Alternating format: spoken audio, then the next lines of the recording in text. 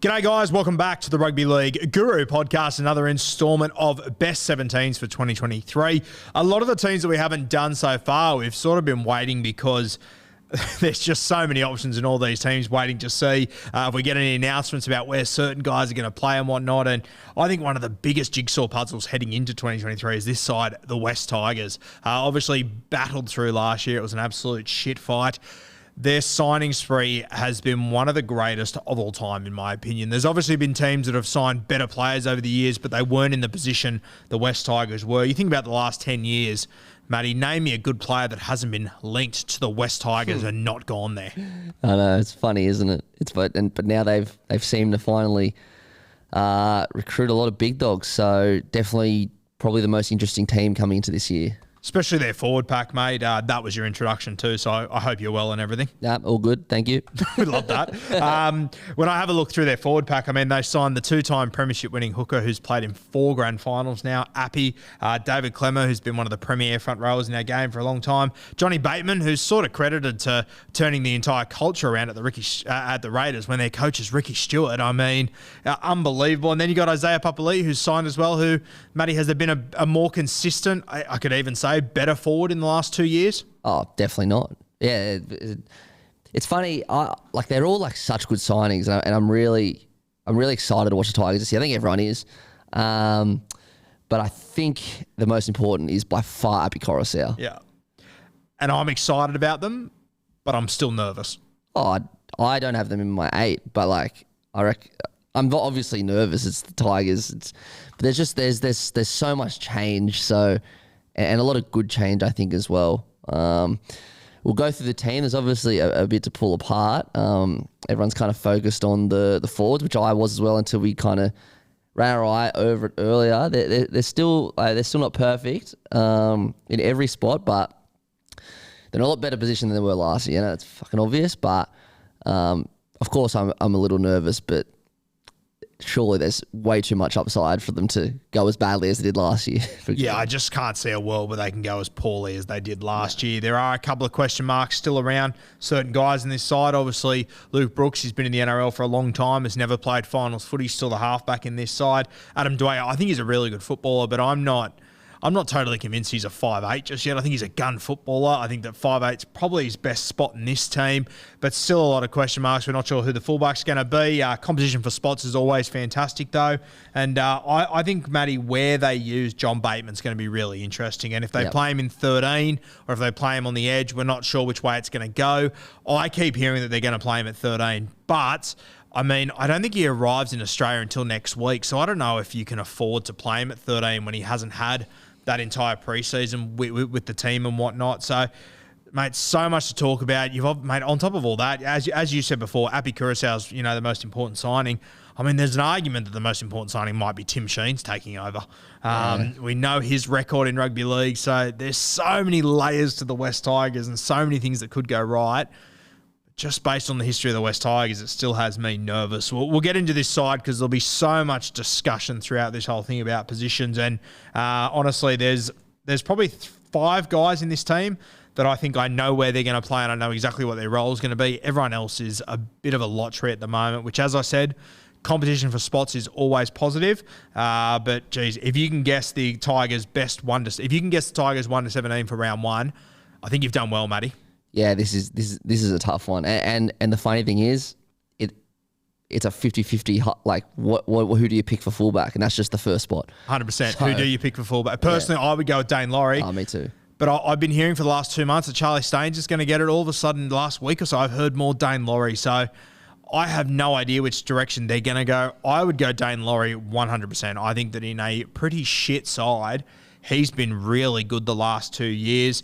He's just been developing year on year. And to then grab Charlie Staines, who, I mean, respectfully to Charlie Staines, Matty, he's had the back end of last year that impressed me. Outside of that, he really hasn't blown me away. And that's playing on the end of the best back line in the competition. I'd be going with Dane Laurie personally. I just don't get it. He was one of the very, very, very few positives in the Tigers last year. Yep. And now we're hearing that he might get moved. And it's not like, again, respectfully to Staines, it's not like they've signed Ponga and like a elite fullbacks coming in, it seems like a sideways move at best, and I personally think it's going backwards because Dane Laurie was fantastic last year. I think you got to build off that. I think Charlie should fight for a spot on the wing, to be honest, but interesting to see how it plays out. This blew me away when I started hearing this chat. I thought Laurie would be locked in 100%. And there's even, I've heard people say Dane Laurie's training in the halves, which what? Yeah, but mate, it sounds unbelievable, but if it was anywhere else, you'd go, oh, not happening. But at the Tigers, it wouldn't shock me. You don't know. But I guess as well, they've cleaned out the coaching staff. It's probably a fresh start. Maybe Benji and Robbie and Sheens are seeing something different. And of course, they're like Benji's one of the best of all time. Robbie's one of the best. Tim Sheens one of the best coaches. Like they're going to see it in better eyes than me and you and pretty much everyone else in the public. So, I mean, who are we to stay here and judge? But it seems interesting considering Laurie was so good at fullback last year. Just kind of questioning where that is. But I'm not going to I'm not going to go against Benji and Tim Sheens and Robbie. So who knows? I am on this one. That's outrageous as that is. On this one, I just, mate, they obviously targeted the next best fullback at Penrith a couple of years ago, Dane Laurie, got him over there, and now they've targeted, a decent winger at Penrith to play him at fullback. I don't know. Maybe I haven't seen enough of Charlie Staines. As you said, I'm sure the boys have a lot more knowledge and a lot of numbers and history and whatever to back this up with, but doesn't make much sense to me. So we'll see how it plays out. But bottom line, mate, we'd both go Dane Laurie. Dane Laurie for me. Yeah, Dane Laurie at fullback for us. See if they go with Staines. And, mate, to be perfectly honest with you, if they go with in my team, I'm not sure Charlie Staines is in my 17. I'd have, obviously, they're going to put in Nofaluma, you'd assume. And I like how Ken Mamalo's big body at the back. He does a lot for me, Big Kenny. I like him a lot. So, yeah, Staines certainly wouldn't be locked into my wing at all. It's those three are fighting out for two spots. I don't have the hugest opinion on I think it will be Nofaluma and Ken, but I'm not married to that at all. Yeah, I personally, out of the three options I've got here, Staines, Noff, Ken Mamalo, I'm not huge on any of them, to be honest with you. I think that Noff and Ken Mamalo, they've got their defensive problems they've had for a long time. They are bigger bodies. They get through a heap of work. But I also think if you go and have a look at the stats over the last 2 years, I think they are getting through lesser work than what they were in the earlier parts of their careers as well. So I've got a couple of question marks over these wingers, but I will say this, Noff and Ken Mamalo, and even Staines, I know he hasn't played 1,000 first-grade games, but he's been in this Penrith system. When we get to the centres and you see how much experience they're lacking there, I would probably lean towards Noff and Ken Mamalo just because they've been in the game for a fair whack of time. Yeah. They're my wingers at the moment. I've got Staines just missing out on all three positions. But they seem very, very high on Staines. So it's wild that, in this side, we might not have him now 17 and he could line up at fullback. Maybe he's just been overshadowed at Penrith. Who knows? Yeah, maybe we've slept on him. And if anyone's going to pick out the guy that slept on, it's going to be Timmy Sheens. Yeah, for sure. The centres, I think this is where it gets very interesting. I've got 4 names written down here. You got Brett Naden, Kapoa, Stafford Toa, Tommy Talau. Brett Naden's been in a really good system. I'm not convinced if he is going to be the guy that we thought he was going to be originally. But these other 3, Kapoa, Toa, and Tommy Talau. Tommy Talau coming back from injury. I like him a lot. I think he's very talented. I think Stafford Toa is very talented as well. So plenty of options there. I would be picking Tommy Talau in one of those spots, assuming he is fully fit and at his best. I think Tommy Talau is probably the best centre out of the 4. The other spot, mate, I don't know. Do you go for just the more experienced head in Brett Naden maybe? But I don't know. I'm not convinced on any direction to go for the other centre spot. Tommy Talau's locked in for me. I love Stafford Toa a lot. I'd probably go Naden to start the year. There's just so much uncertainty. I'd have him. But yeah. It'll be an interesting couple of weeks watching the trials, that's for sure. And I've also heard rumours that Kenny Mamalo could maybe shift into centre and maybe play Charlie Staines or someone else on the wing. So they have got options there. And, mate, I wonder if they're so high on Staines, he might even get a gig in the centres. This, as I said, if you manage to find a way to pick the 17 that they go with round one, fucking credit to you. If you manage to pick the back line they go with round one, I think well done. Yeah, it's a bit of a lottery at the moment. Yeah, I'm keen to watch them in the trials. And as much as this kind of sounds like a negative chat so far, we've got 9 names there that can only fit into 5 spots. This is what you want. Oh, for sure. Yeah, 100%.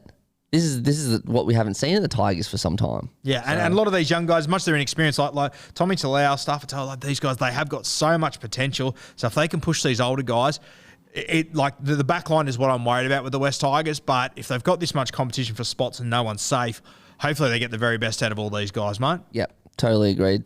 The halves, Adam Dwyer, Luke Brooks. I think that Brooks will play on the left. I think Dwyer will play on the right. I think these two sort of pick themselves in this side. There's Brandon Wakeham joined the other day. He's the only one that can play in the halves. We've heard the rumours about Dane Laurie. I'm not buying them. I think that with these two coming off contract, the West Tigers will be batshit crazy not to just pick these two in the halves. Yeah, I think this is pretty much the only lock-ins in this team as far as like whole positions go. I'd Dewey and Brooks, no doubt. So those two in the halves. Front rowers, David Klemmer arrives from the Newcastle Knights. He will start. I think he'll be looking for a big minute role. Yep. The other front rower.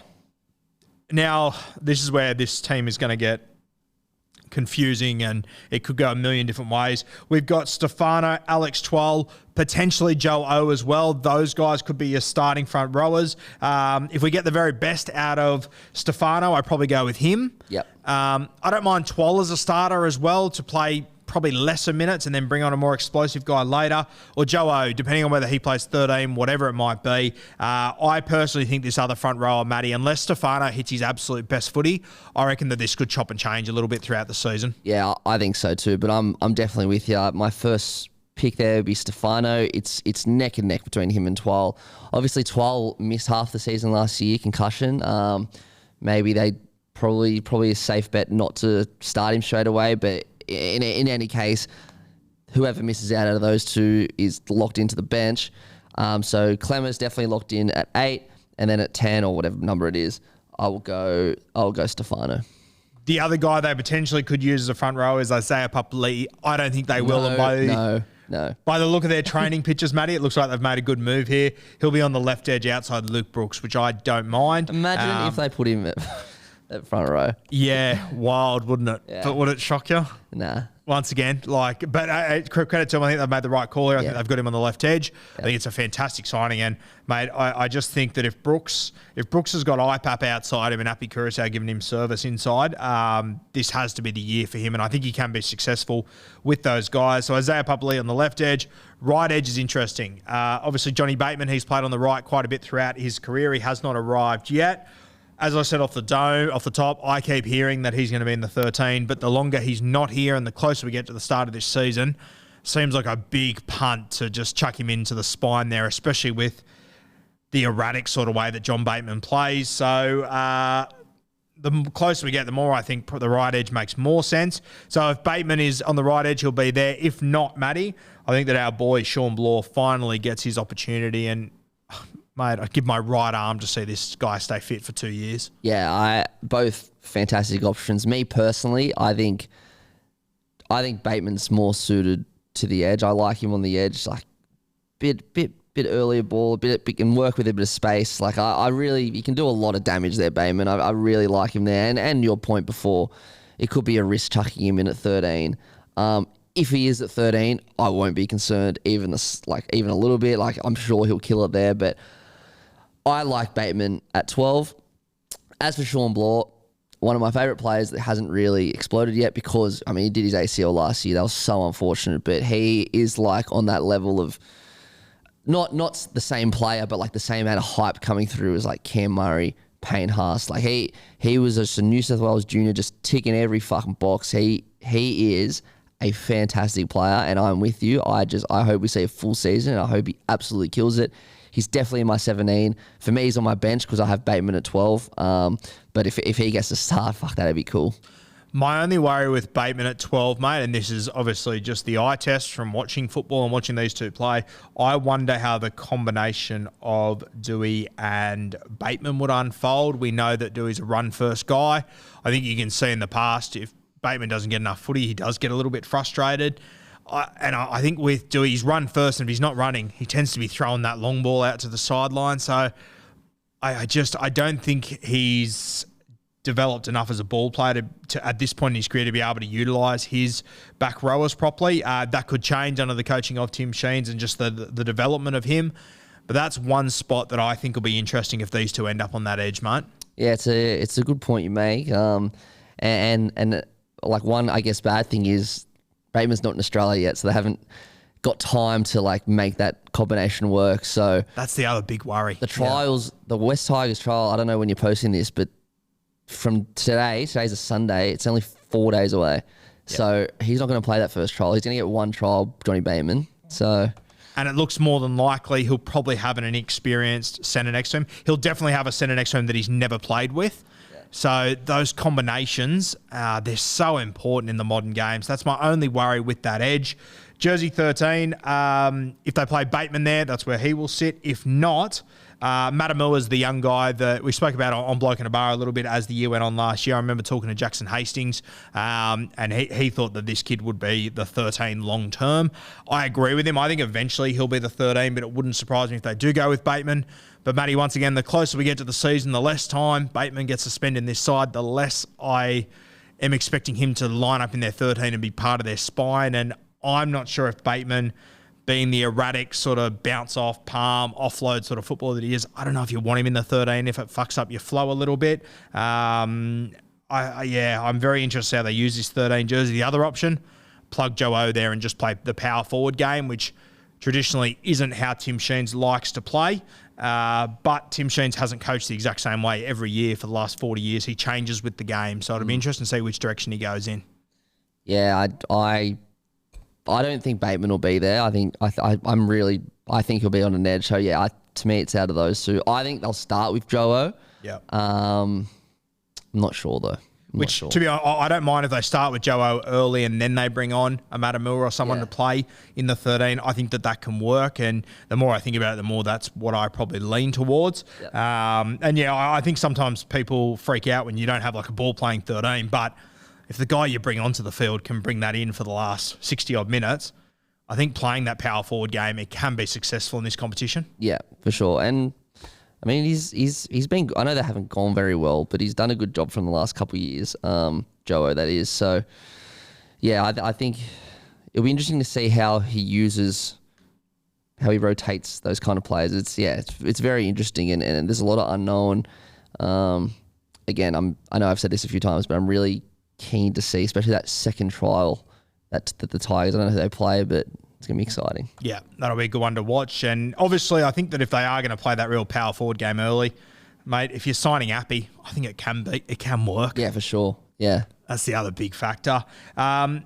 Jersey 14, now we discussed, do we think they will start with a utility? We're not sure. I probably would just in the modern game, and there's a heap of options here, mate. You've obviously got Jake Simpkin. He could come on and sub Appy Curacao at one point if you wanted to do that, which the Panthers won a comp doing that. Yeah. So I wouldn't be against it. Will Smith has joined the club as well, so he's another guy that you could potentially throw in there. Not a superstar of our game, but can play multiple positions very well. And then, mate, if Staines or Laurie, whichever one doesn't make the side, they could be a 14 as well. Yeah, I mean, if Staines gets picked at fullback, then I'm having Laurie at my 14. Got to have him somewhere. He's got to be in the team. Yeah. If Laurie's fullback, I'd personally be going Will Smith. I just think, like, at some point you got to think about if someone goes down, and not a lot of players in their like starting team can like move positions. You know what I mean? Yeah. So, I think it's gonna be Will Smith. I think they've got to have a bit of versatility on that bench. Yeah, because they don't really have like a forward that they could, or someone, or they don't even have like an outside back player that if a half goes down, they could shove in there. Yeah. It makes them a little bit one-dimensional in that regard. So it'll be interesting what they do with the 14. Mate, Jersey 15, 16, 17. I think that the players to fill these jerseys will be whoever doesn't start out of Stefano, Twal, Joe Offengawi. I think that'll be jersey 15, 16. Would you agree? Yes. For me, though, Joe is going to be 13. But yes, for me, it'll be Stefano, Twal, whoever doesn't make it, yeah. Yeah, okay. So if Joe starts at 13, Bateman will be at 12, which means we'll also have Blore on the bench. Yep. So Blore's the other name in that mix that whichever of them aren't in the starting side, they'll be there. In saying that, mate, we've still got guys that were really good last year. You obviously got Seafarth, he played well, but the one that stands out for me is Fanua Bowl. I thought he was fucking brilliant for the Tigers in the back end of last season. He's 100% in my team too. He's getting that 17 jersey. My bench is looking like Smith, Twal, Blore, Bowl. That's my bench. There's a lot of players there that could make it that have missed out. There's good players, but yeah, to start round one, that'd be. So as it stands right now, you've got Klemmer starting with Appy at 9. Yep. Your other front row forward is Stefano. Yeah. Then you've got Bateman and IPAP on the edges. Yep. Then you got Joe O in the 13. Yep. Then 14 Smith, Twal, Blore, Bowl. Okay. So Matamua's not in your side at the moment. Not at the moment. Oh, I don't know. And once again, this is the beauty of the West Tigers. Yeah. Depth, which is fucking fantastic to have. Yeah. Yeah, not at the moment. Not at the moment. You've also got Simpkins, who's had a lot of ability as a front rower for the last few years, hasn't quite put it together. You've also got Fainu, who's arriving from the Manly Seagulls. I've heard very, very good things about him, and Seafarth that I mentioned as well. So this Tigers side, they've got plenty of options. As we've said a few times, I do not have the slightest fucking clue what this 17 is going to look like. I honestly reckon, Matty, I could name 20 17s and potentially still not get it right for round one. There's the notes in front of me. There's a lot of slashes in positions, more so than any other team in pretty much every position except the halves. So it's so exciting for the Tigers that they finally have something like this to look forward to. I think I've got 4 players that don't have a slash next to 5 players that don't have a slash next to them out of 17. And that's IPAP, Appy, Klemmer, Brooks, Dwyer, essentially. Yeah. Everyone else, it could go multiple different ways. Mate, as far as this Tigers side goes, outside of the signings, who are the guys or is there anyone that stands out to you that's been at the Tigers for a few years that you think could be a bit of a breakout sort of guy? We spoke about Blore. He's my guy for now. I'm so excited to see him. I think Alex Seafarth is really good as well. He's not making my 17 round one, but he'll play first grade this year. He's a fucking good player. The key this year for me is Happy Coruscant. I think he can get the best out of the halves. He can get the best out of the wide running forward. Like he's going to be the key for me this year, Happy Coruscant for the Tigers. Yeah, and I'm really excited to see how some of these, your Fanua Bowls, your Twals, your Stefanos, how not only do they go by having Appy there, obviously that helps them a lot, but having guys like Klemmer, Bateman and IPAP, you feel like they've all got to go to a new level, and you feel like one or two of them's going to really jump out of the ground. And I think for me, they probably need Tommy Talau, Stafford Toa, Capel, one of these guys to go to the next level. I think they're probably short of strike centre as it stands right now. Yep. So if one of those guys can, really jump out and have a big year, which, it's hard to do as a young guy, but, I mean, you look back to the year that you guys won the comp, like what Dylan Walker did that year. Yeah. Like if one of these young blokes can do 70% of what Dylan Walker did that year, fuck, the Tigers become a really strong side all of a sudden. Yeah, I'm keen to see, as you mentioned before, and you're very high into Tommy Talau this year. I hope he has a big year. Yeah. Because you're right. That's kind of the weakness, I guess. Like, not weakness, but like compared to their forwards are so strong. It's what worries you. Yeah, exactly. Yeah. So yeah, if he can explode this year, that'd be good, man. I'm excited. I'm excited for the Tigers. They're not in my 8, but like they got the spoon last year, right? Yeah. Yeah. So 16th last year, Dolphins are entering. So it could get worse, but I don't think it will. I don't think it. I reckon they'll improve. Is this another team in the spot 10 clusterfuck? Yeah. You got them a bit lower. Like I got the Doggies ahead of them, for example. Yeah. Like the Doggies and maybe the Bronx. Like I got them maybe just underneath that as it stands, but they have the potential to give it a. So you've got Dogs, Brisbane ahead of them slightly. Yeah. You got Manly ahead of them. got Manly. That just depends on Turbo. Just depends on Turbo. Yeah, I reckon without Turbo, who knows, man? They could come in top 4 with Turbo. They can come bottom 4 without him. Guns ahead, which team finishes higher, Titans or Tigers? Who are you leaning towards? It's tough, isn't it? It's a tough one. I'll probably go. See, I feel like I'm biased because we've been speaking about the Tigers for the last half an hour, so that's why I want to say the Tigers. Yep. I think the Titans signings have been very underrated. They've signed exactly who they need for next year. Man, I never thought I'd say that I'd be excited for a Tigers versus Titans game, but here we are. Gun to head, I'll go Tigers just because of Api Coruscant. Yeah. And obviously their forwards as well, but yeah, really, really high on Api. Really high on Api. I really I think the Tigers could improve out of sight and do really well and finish 13th or 12th. Yeah. And it just worries me that to fans it won't feel like they're moving in the right direction. But I just think it's the standard of this competition this year. Well, think about the Doggies last year. Like I think they improved a lot last year and they finished in 12th. So if they can have a year like that, I reckon it's a tick. And I mean, like the reality of Canterbury is that they didn't start playing until round 10. Yeah. Realistically. Yeah. That's true. And they finished 12th. So yeah. But like for the Tigers to finish, how many games they win last year? 4? Not a lot. Oh, mate, if in my opinion, if they don't double that, it's a failure of a season, in my opinion. Yeah, I agree. With all the guys they've got, which is crazy because Canterbury only won 7. Wow, yeah. No, they should be aiming for I hope they have a Doggies like year last year at absolute worst.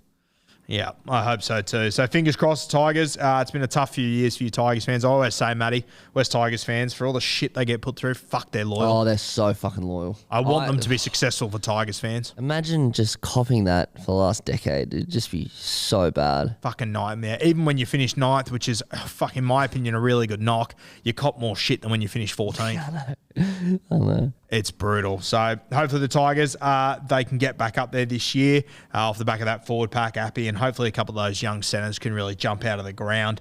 Guys, thank you for joining us once again. We've only got, I think, 2 more episodes of Best 17s, which I believe are the Canberra Raiders and the Dolphins. We'll probably do the Dolphins last, so we've got a better idea of them, but we'll try and get them out in the next week or so for you guys. We're starting to get into a bit more of a stock standard schedule, aren't we, Matty, as the season approaches? Yep, schedule's getting fuller, which is good.